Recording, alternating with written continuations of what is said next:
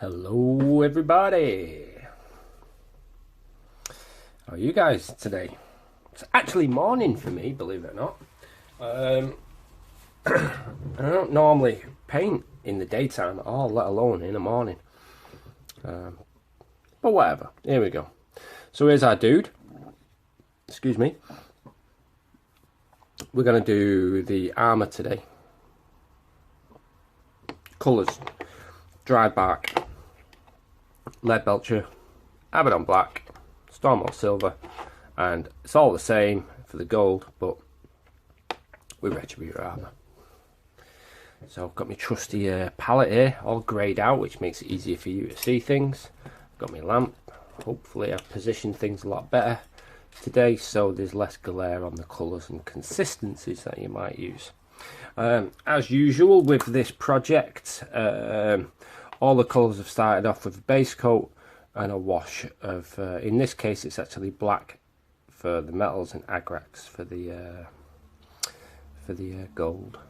So I assume you guys can already do that. And again, I actually did the wash and I wished I hadn't. So this is almost like a correcting process. However, it does give very particular results. So if I was to change the way I did it for the sake of this demo, I'd actually get very different results. I don't want different results. See what happens? Look at the difference there when you shake a pot. Anyway, blah blah blah blah blah blah blah. So, in fact, you can see on camera now, and you see this bar of light there. Pretty much going to aim this block of metal at that bar of light.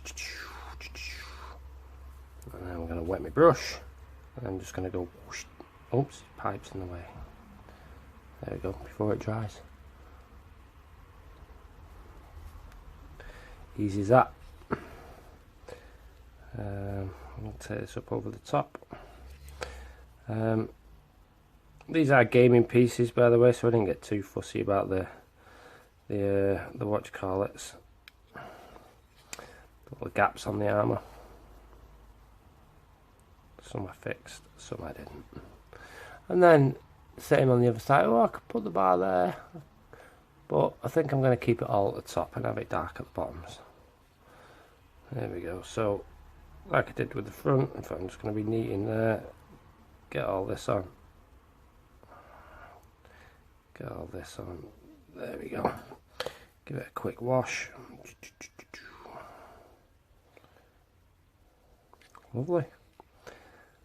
Now I'll let that dry, because it doesn't always dry as smooth as you might like. I'll let it go again. Make sure that layer you've just done is fully dry first, by the way. There we go, a little bit of detritus on that there. But whatever.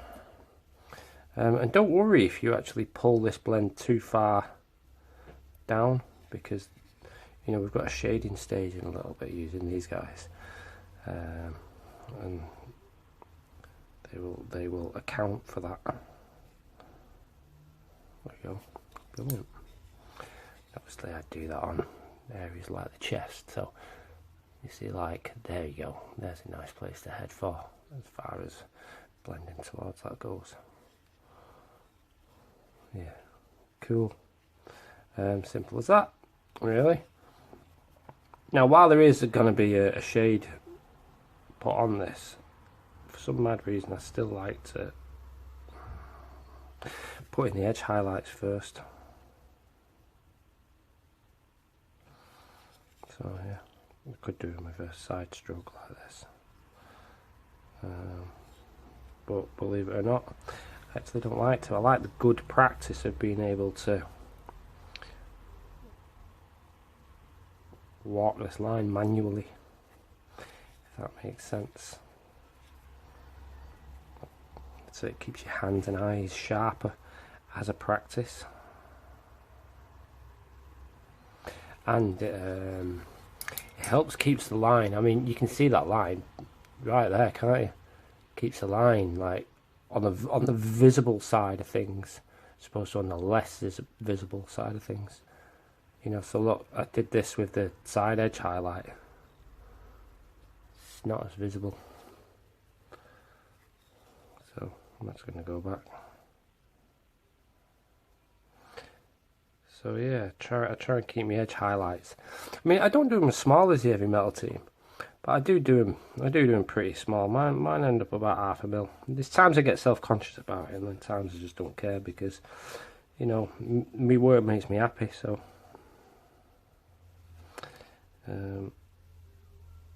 yeah, why should I bother changing it?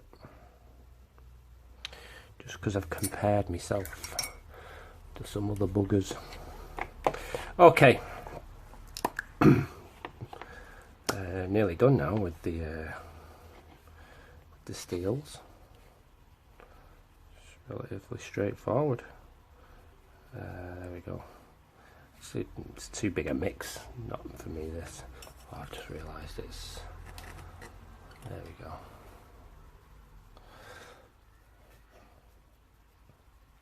I really water this down a lot, as you can see.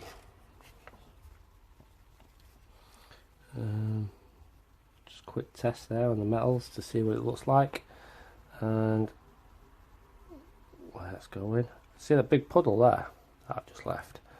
I don't ever want to leave them, at least for this job. I don't mind if they're there a little bit, as long as they're in the area where the colour I'm using would be darkest. So I wouldn't ever leave it up. Oops. So I wouldn't ever leave it up this end. You know, I'd only ever leave it down this end. Yeah. So there's that big puddle, and I'll just take it away. Probably the darkest area. I would leave it to be in one of these corners, and that's that. So I'll let each side dry first, or give it a blast with the airdryer, make it dry. There we go. And let's take away this thing. And then around the other side.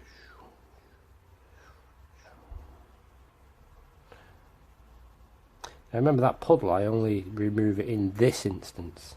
There's times where I'm happy for it to be there. Yeah. I mean, even in this context. So let's say as I add more of this shade in, and I just think, you know what, actually, I want it to be really dark right along the edge. So you see I've left the puddle right along the edge. Yeah, like that.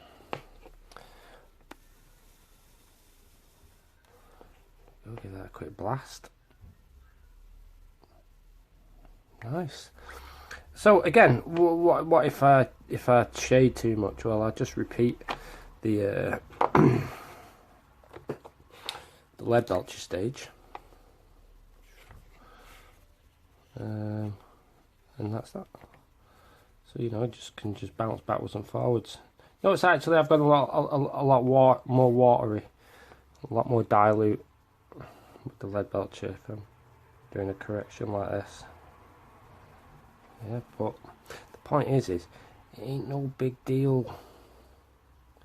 It ain't no big deal.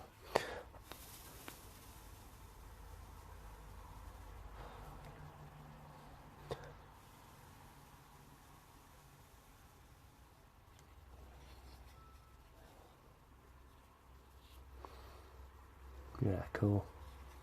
Just waiting for this, the back end of him to dry. Nice, cool. Right, brilliant. Right, I'm not going to blow on this. I'm going to hair dry it.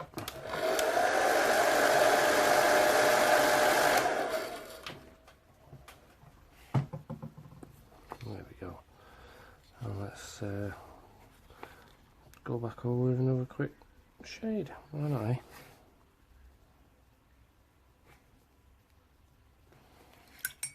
Okay, there's that. Then last but not least, good old Armour silver. Give it a good shake, right with the lead belcher.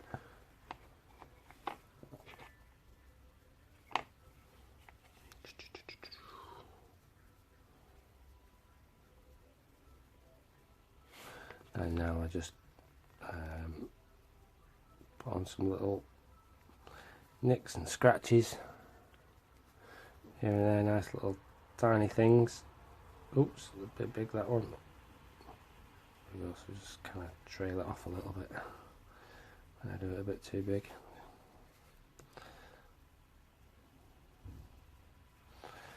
Nice. I'll generally focus these in and around the what do you call it, darker areas, because you won't really see it on the lighter areas. And then another quick edge highlight. Just nearly screwed that up.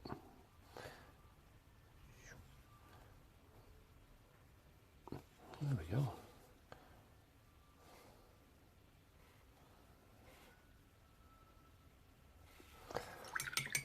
Bells. Done. Let's pull the lamp back over. Yeah, man.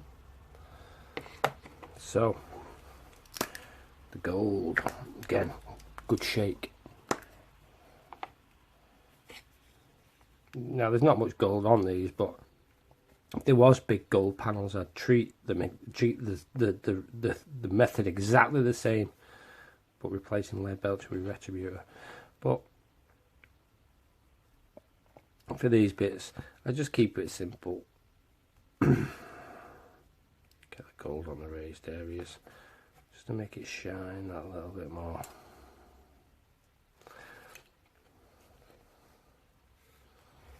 There we go, that's looking better.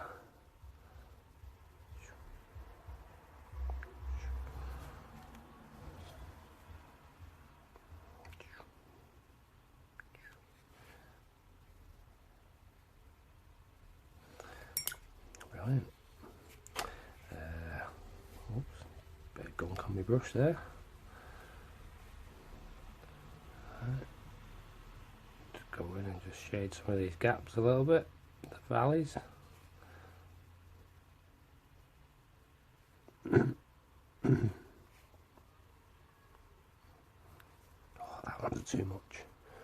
This one here, too much, so I'm just going to go in. There we go, just reduce that down. And then, like before, a little bit of this. I don't use pure silver over gold, just to make a very light kind of gold colour. And that goes over the tops.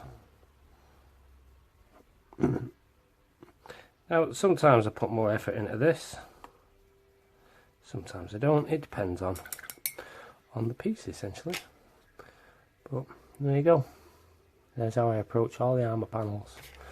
Yeah, the knee pads, you can see, go up to this highlight, could go up to that highlight, could change it, could go down to that highlight.